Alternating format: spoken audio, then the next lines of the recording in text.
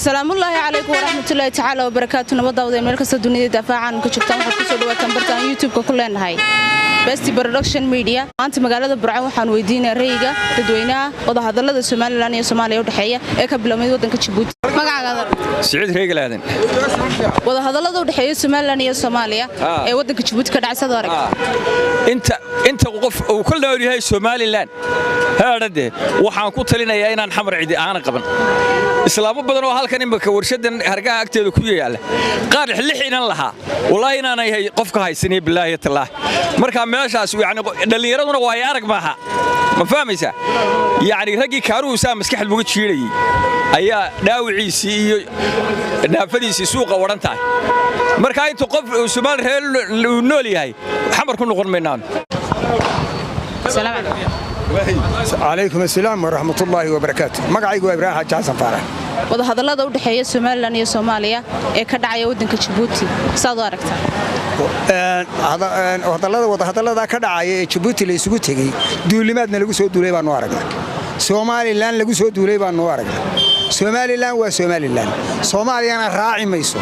قميص بي كويس دور يلا بعتصنا دور سمعت قرن مركي هرا سومالي بنبودي والقو دراي dabeetana gumaysi bay u rogtay magaalada aad arkayso wixii ay ku sameeyeen taaburcay aad arkayso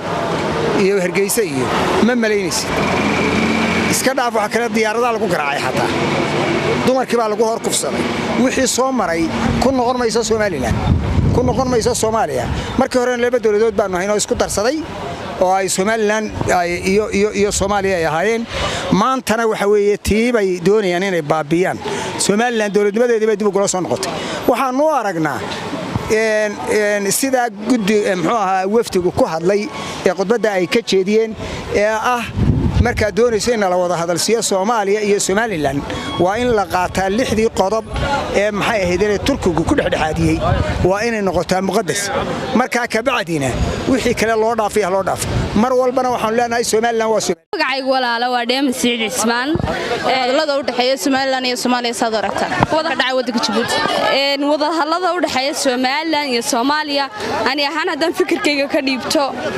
horta waxay la tahay wax loo baahnaa ay ahayd oo bulshada reer Soomaaliya iyo reer Soomaaliland labadooduba ay u dhaxaysay because of hadii ay dhici lahayd in la isku eego uun dadku waxyaabo fara badan ay tabi lahaayeen aad iyo aad baan ugu kalsoonahay hadan reer Soomaaliland nahay madaxdeeda tagtay Djibouti ka shirtay isla markaana u tagtay inay result ka soo saaraan waana ku kalsoonahay waxaan rajaynayaa natiijo fiican oo caalamka oo dhan ku farxada reer Soomaaliland nahay insha Allah inay ka soo baxdo saaban rajaynaa madmaadsantahay walaal Yusuf Musaari waxaan ku weydiinayaa shirka ka dhacay Djibouti ee wada hadallada Soomaaliland iyo Soomaaliya maxaa kaaga baxay laakiin wada hadallada Soomaaliland iyo Soomaaliya saad u aragtaa aad iyo aad baan soo dhaweeyay shirka laakiin Soomaaliland weligeed ba sidaas ay u taagnaanaysa horumarkeedii wax walba ay qabsanaysa Soomaaliya uma baahnaan tan shacabkii reer Soomaaliland shirkii ka dhacay Djibouti ee shalay maxaa kaaga baxay aragtida haantaada aragtida Ismaaciil Umar Geele madaxweyne aad iyo aad buu mahadsan shirka uu qabanayay dad madaxweynaha taageersanaan Jamhuuriyadda Soomaaliland Musabbix Abdi madmaadsantahay walaal السلام عليكم. عليكم السلام. محمد أبو بكر قوسرت. وده هذا الذي Soomaaliland iyo Soomaaliya ka bilaabmay wadanka Djibouti saad u aragtaa wada hadallada Soomaaliland iyo Soomaaliya hadallada Soomaaliland iyo Soomaaliya waxaan u aragnaa lixdankii anagu waanu joognay markii xamar la qabadsiinayay waxaan u aragnaa wax la inoo ogol yahay ma jirto qarmaajana maanta waxa timi doorashadiisii dadka qarmaajo ku hoos ordaya ee Soomaaliland iyo Soomaaliya waxaanu leenahay madaxweynaha Soomaaliland iyo odayga golaha guurtida labadaba waxaanu leenahay wax la inoo ogol yahay ma jirtay sideena saynu ku wadanaa ka hara والسلام عليكم. magacayga waxa la yiraahdaa Nimcaan Taahir Abkar. wada hadallada ka dhacay Djibouti ee Soomaaliya iyo Soomaaliland saad u aragtaa walaal waxaan u arkaa waxa weeyaan qofka in lagu qayliyo maaha waxa weeyeen dawladda Jamhuuriyadda Soomaaliland waxaanu dooranay madaxweyne Musabbix Abdi ayanu dooranay isaga ayanu ku kalsoonahay wixii uu ka qaatay mowqifkii uu ka qaadanay ku kalsoonahay marka Jamhuuriyadda Soomaaliland Soomaaliya ay bari hore kala tageen kala go'een marka waxa weeye laba talo walaalaabay nahay oo daris ah walaaltinimada inaan xidhiidhno oo aynu wax wada qabsano waa meel arrinkaasi u jiraa laakiin qadiyadda Soomaaliland waa muqaddis. السلام عليكم. عليكم السلام ورحمة الله وبركاته. عاقلات سنة دليلة. وذا هذا الذي Somaliland iyo Soomaaliya u dhaxeeya ee ka dhacay waddanka Djibouti saad u aragtaa waxaan u arkaa waftigii madaxweynuhu hogaaminayay naga tagay halkii ay ahayd inay dhigeen in ay si fiican u hadleen qodobadii aynu ku heshiinay berigii hore ayay yidhaaheen hal la fuliyo waxaanu ku taageersannahay madaxweynaha jamhuuriyadda Soomaaliland iyo wafdiga uu hogaaminayaba in qodobadii la fuliyo qodobadaasoo fulo maaha waxa la aliyo kala nimanka inoo kala bixi kara ma jiraan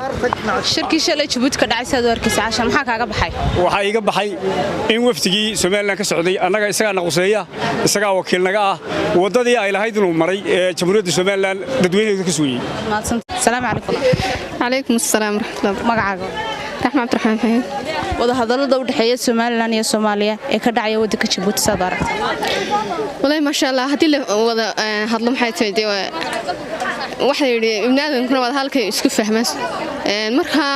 هدي وضع هضل عاد بنوصل دوينيا وأنا كنت هاجر سنة وضع هذا الكذا ما سنت ولا magacayga wax la yiraahdo maxaad faarax aadano wada hadallada Soomaaliland iyo Soomaaliya u dhaxeeya saad u aragtaa wada hadallada Soomaaliland iyo Soomaaliya u dhaxeeya saad u aragtaa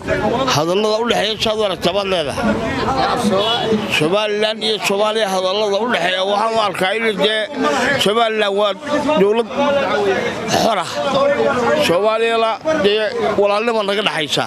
hadallada u dhaxeeya ma ogoleen la hadlaaniyo in loo yimaadaan waxaan sarkaal ka ciidamada qaranka laafada dalka u soo halgamay hadii ay naga bixi waayaan Soomaaliya waxa ay rag horena u dhintay iminka dhimanaya mana ogolin hadal iyo wanaag joolo ma ogolin Allah waa haliyada anagu naga wadkayga nabadgeliyada iyo xalsiloonida ka samaysanay inay la hadlaan iyo inay noo yimaadaan midna raal ka banin السلام عليكم. وعليكم السلام ورحمة. magacayga waxa la Fayrus Hayba Jaamac wada hadallada u dhaxeeya Soomaaliland iyo Soomaaliya ee ka dhacay Djibouti saad u aragtaa wallahi waxaan u arkaa madaxda danbay moodo dan u baan u arkaa waan ku kalsoonahay madaxda iyo go'aamada ka soo bixi doona ugu horeeya madaxweynuhu uu ku xigo Saleeman Maxamuud Aadan ay ku xigta Aadan Ismaaciil dhammaantood Ilaahay soo nabadgeliyaan leeyahay go'aankoodana waanu ku kalsoonay waanaanu hambalyeynaa aniga Axmed Cumar baa la yiraahdaa Axmed Cumar wada hadallada u dhaxeeya Soomaaliland iyo Soomaaliya saad u aragtaa ka bilaabna waddanka Djibouti hadalkii wuxuu ku kooban yahay annagu Soomaaliland baanu nahay jamhuuriyad baanu nahay waa madax bannaan nahay ma doonayna xamar mana rabno waa sida magacayga waxa la yiraahdaa Maxamuud Sheekh Cali Saciid wada hadallada u dhaxeeya Soomaaliland iyo Soomaaliya ee ka bilaabna waddanka Djibouti saad u aragtaa waxaan u arkaa waa wajiye badan iyaguna sibay u socdaan innaguna qaabkeenu weyn ognahay cidda isu keentana wajiye fara badan bay leeyihiin haddaba yeeladeedeenugu teenni ilaahay wuu asturay oo khudbaddii xalaytaba madaxweynuhu jeediyey khudbadan waxba reebin bay ahayd aan shirda mobile isku soo noqdo aan ahaynba xaqiiqada marka doonaysid oo taariikh ka waramaysa maxaan dhahdaa halka dadku ka taagan yahay shacab ahaan laga taagan yahay oo ka waramaysa waxyaabaha maxaan dhahdaa tabashada oo aan ahayn oo la xasuuqay quraan ahayn waxyaabaha maxaan dhahdaa imkaan dhacaya marka taas oo iska wajiye badan bay ahayd ilaahay khayr ka dhigo sida loogu kala dareeraan kelmadda ma la sooran ayaana maxaa ka muuqata ilaahay waxa ay hagaajiyaan islaan waxba hagaajisay soo noqon dambe inaanu jiraynin koonfurna aanu soo socota garan maaye dee waxa ku habboonayd inaynu ku ninaahno maxaan dhahdaa geedkii samaan waabay guddidii aan soo miidhay go'aamadan u soo dhiibay maxaa lagu gacan saylay giddi koonfuroo idilba cid galowda loo waayay haddaan se goostay oo maanta godobteedaan dhaafay gacaladi maxaa yeelay gelbis baaba ku eegay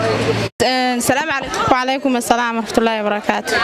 مدينة محمد حسن مدلة. walaal wada hadallada u dhaxeeya Soomaaliland iyo Soomaaliya ee ka dhacay waddanka Djibouti saad u aragtaa أنا horta si wacan baan u arkaa waayo in kasta anugu dhalasho Soomaaliland lahayn oo aan ka soo jeedo dalka Itoobiya oo aan noolahay 14 sano dalkan waxaan doonayaa inuu hadalladu maartay hadallo wacan oo maartay dee suurtagal ah noqoto dalka wax anfaca oo matayadana waxay noqdaan dee insha Allah duu Ilaahay ka dhigo magacaygu Cabdiqani Xuseen wadahadallada Soomaaliland iyo Soomaaliya u dhaxeeya ka bilowday waddanka Djibouti saad aragtaa waxay u tagay horta soo dhaweynay wada hadalka hadalkii ama go'aanka ka gaadhay madaxweynuhu soo dhaweynaya marka aan waxa leeyahay koonfur waxa leeyahay reer waqooyi dawladda goosteen wax dee isku ka hadhay ma jirto afartii qodob ee Axmed Saad dhigana ilaa shuruudaha la soo buuxiyay ma wada hadal miiska la saaray ma jirto assalaamu calaykum aniga magacayga waxa la yiraahdaa Cabdi Nuux Maxamuud wadahadallada u dhaxeeya Soomaaliland iyo Soomaaliya saad u aragtaa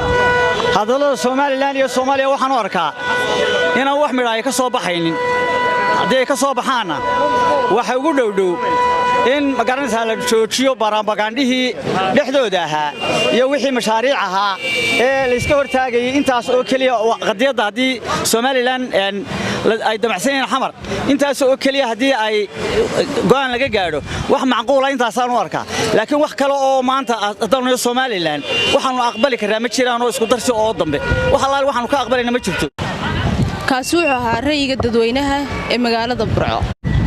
halkaad naga daawanaysan ama nagala socoteen waxa aad bartaan YouTube-ka ku leenahay Best Production Media Burco.